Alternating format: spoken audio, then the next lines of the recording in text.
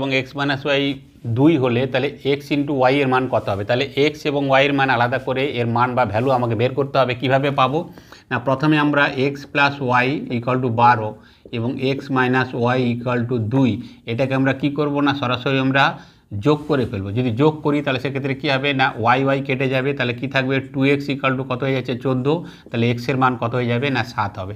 ঠিক তেমনি যদি আমরা ওয়াইয়ের মান বের করতে চাই তাহলে সেক্ষেত্রে কী করব না, X plus Y equal to 12 আর X minus Y equal to 2, তো এটাকে আমরা কী করবো বিয়োগ করে দেবো। বিয়োগ করলে এখানে মাইনাস হবে, এটা প্লাস, এটা মাইনাস হবে, তাহলে এক্স কেটে যাবে, তখন কি থাকবে 2y ইকুয়াল টু কত হয়ে যাচ্ছে 10, তাহলে ওয়াই এর মান তখন সহজে বেরিয়ে আসবে, সেটা হচ্ছে কত 5। এক্সের মান 7, ওয়াইয়ের মান 5, তাহলে এক্স ইন্টু ওয়াই তখন কত হয়ে যাবে না 7 গুণিতক 5, তো সেক্ষেত্রে আমার উত্তর চলে আসবে 35। তার মানে ক্ষেত্রে বিতে যেটা দেওয়া আছে সেটা হচ্ছে সঠিক উত্তর।